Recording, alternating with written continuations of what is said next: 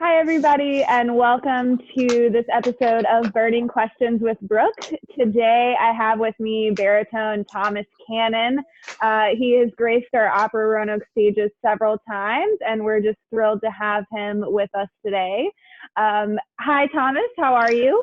I'm good, Brooke. How are you? I am good, thank you. How's Roanoke? How's the weather in Roanoke? Roanoke is great. The weather's been a little rainy, but now today it's sunny. So I hope we're inching a little closer towards summer, if I'm being honest. Good, good. I'm not a cold weather person at all. So Yeah. so let's go ahead and get started. I'm going to ask you a couple of questions today. Let's start right from the very beginning. You just told me that you are quarantining in Louisiana, which is where you grew up. Tell us, how did opera become a part of your life in this small town? Who were your influencers that, encouraged you to pursue this art form? Well, in my small town, which is quite close to New Orleans, we have a very strong kind of musical culture. And I grew up in the public school system, thank God for it. And we had a wonderful band program and a wonderful choir program. So I grew up basically in music like the whole time. I saw my first opera when I was about 12 years old. I saw Tosca, of all things. Wow. That's a good very one to see. this for a young boy, that's just, Hope it wasn't too traumatizing. Oh my God, clearly not. By the time I got done with high school, I went to college, and I knew that I was going to be in music, and I started having serious voice lessons. My first voice teacher was just a wealth of knowledge. We went to, he gave us all these recordings. He's like, listen to this singer, listen to that singer. And I got that recording of Leontyne Price. And I'm like, oh my God, this is amazing. This is the most beautiful thing I've ever heard in my life. And we all went on a studio trip to see Jesse Norman in Columbus, Georgia, and seeing that woman on stage. Oh my God. It just, like, the memory of it, like, it was just so emotional and so everything, so opulent, so fantastic, her presence. And I saw Jessie again at Carnegie Hall, and she came out when I was an artist at Glimmerglass, and I met her again. Wow. And so between Jesse Norman and Leontyne Price, how could you not pursue this art form, right? I was sold, man. Yeah. So who are some of the people who currently influence you? There are a lot of wonderful singers, some of which are my friends, which is really great, that I really love to listen to. But the big ones that come to mind right now, that every time they're singing at the Met, I go and see Gerald Finley. I go and see Eric Owens. Yes. Wonderful, rich tones. Oh, yeah. And both of those artists are very smart. They're very into, like, what they're doing, their process, wonderfully amazing. And with Finley, I think he's 60 now, maybe. Mm-hmm. Oh my God, he sounds like he's in his 30s. It's just really wonderful to hear a voice sung so beautifully. Yeah, I love them both, so that's wonderful. Let's talk a little bit about your roles at Opera Roanoke. I first sang with you in 2012, which seems like so long ago. Yes. You played Sharpless in Madame Butterfly, and then you returned in 2018 to sing Scarpia in Tosca. Where does that fall in your career trajectory? Because that's sort of a big gap. What were you doing in the meantime, and what brought you back to us? Well, I love Opera Roanoke. I first met Stephen White. That was maybe 2010 or 2011, and I was in Blacksburg, Virginia, with Joan Dornerman's program there, and he did some coaching there, and I met him, and I fell in love with his music making, and Elizabeth and her just wonderful presence. And so yes, I did do that first Madame Butterfly. That was really wonderful and really beautiful to be there. As far as those roles in particular, I love singing that Puccini-esque line that legato, that rich Italian. If it's great Italian opera, I definitely want to be a part of it. Between those years, 2014, was it 20, remind me again? 2012 and 2018. 2012 and 2017 it was, I think, Oh, 2017. okay. Now I remember. So during that time, let's see. Oh man, I did Escamillo at the Music Academy of the West. That was really cool. I spent a year residency at Arizona Opera, where I learned Enrico and Lucia di Lammermoor. We worked some on Canto Almaviva of La Notte di Figaro, which is on my piano right now, which I love singing Mozart. Man, there were just so many roles that it's kind of hard to remember them all. Yeah, your Conte career de Luna, Verdi. Yeah, you just kind of soared after that first year at Opera Roanoke. Especially after that first year at Roanoke. You're absolutely right.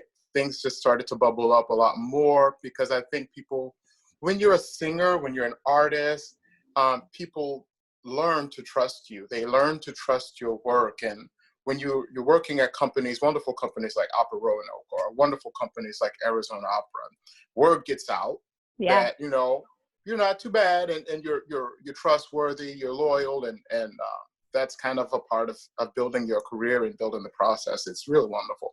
Yeah, so we love to hire our friends. Absolutely. Every time I am on stage with you or I get to see you sing, your physicality is such an important part of your singing. How do you kind of use those two things together? I just think you're a brilliant actor, and talk to us a little bit about that. Oh man, definitely when I have a character, kind of from the beginning, I don't know if it's method, I don't know if it's just the way that I absorb things, the way I was trained. I start to find how the character is, how he moves, how he manages. For instance, Porgy, which I just did at Fort Worth.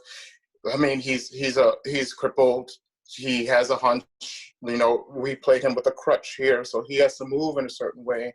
Scarpia is not mentally well. My Scarpia, for instance, was not mentally well, and he had this kind of animal inside of him that kind of affected his stride.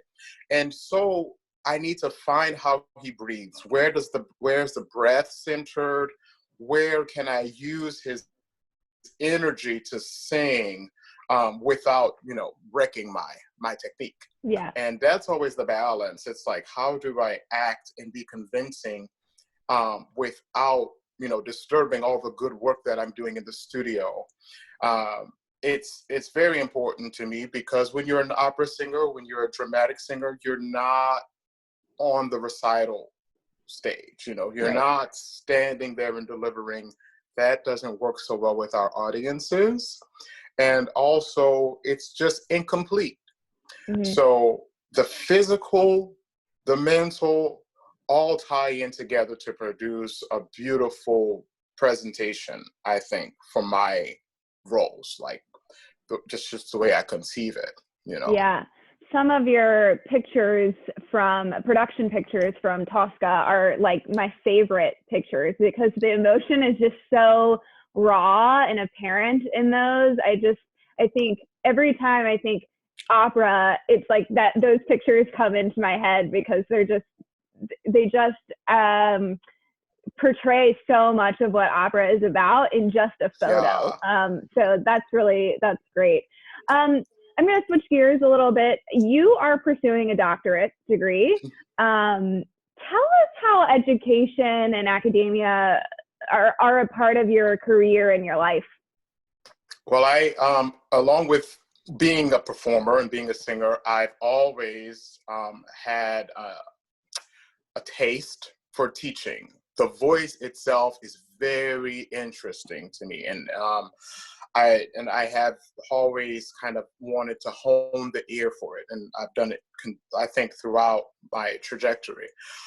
When I decided to go back for the doctorate, I knew that for me, there were things that I wanted to improve in my technique, I was, just turning 30, and things started to grow on me, as the voice does. It sometimes does. And 30 I is a wanted magic number. magic number. And I wanted to work on some specific roles for my voice type with a specific voice type, like for that. If I'm going to do Verdi baritone, I wanted to work with a Verdi baritone, for instance. And also, I wanted to increase my education, what do you say? Teaching history. Mm-hmm. Teaching history. I wanted to experience, that's the word. Sorry, I've only had coffee. The experience and hearing the voices and working, doing the master classes, doing the studio classes, doing all the private lessons that I got to do while I was at the University of Oklahoma, where I'm pursuing the doctorate. And it was just a wonderful decision, a wonderful great 3 years that really upped my chops in the teaching department. And I'm very, very happy I did it. It's important, if you're a singer, to find the time to work on your craft, to work on your technique, to work on your skills. And if you're not doing it on stage, then you have to keep it up. Right now we're COVID-19 quarantining, right? Mm-hmm. And that doesn't mean that the artist gets to rest, to lay down, to kind of, we still have to be learning the roles on the piano, learning the roles, improving our diction, improving our craft, and education is a nonstop thing. So how much longer do you have before you're Dr. Thomas Cannon? Oh my God, I have to finish my dissertation. Okay, that's great. Congratulations, you're almost there. You're almost done. So the last question that I have maybe pertains to your quarantine. So we know you're working on your roles. What other hobbies do you have outside of singing? What do you like to do? Oh, well, I'm just, a regular guy. I love, I love having people over for dinner. I love cooking a good meal. I love hiking. I love being out in nature. One of the reasons why I always say yes to Roanoke, besides the great company, is because you guys have great mountains. Right. And when I stayed out in Salem, and I did a lot of hiking during Tosca. It helps me clear my head, helps me think of my craft and kind of what I want to bring to the table. So exercise is a big important thing to me. Nature is a big important to me, and friendship and camaraderie and communication. Thank you. Well, Thomas, we are so glad to talk to you today. You look like you're doing wonderful. And we just wish you all the best during this time. Good luck with your roles and your dissertation, and get out in nature and do some hiking. Yes, thanks for catching up. It's been great seeing you. I'm so proud of you and the work you're doing at Upper Roanoke. Keep it up. Thank you, Thomas. Good to see you. Bye. Bye-bye.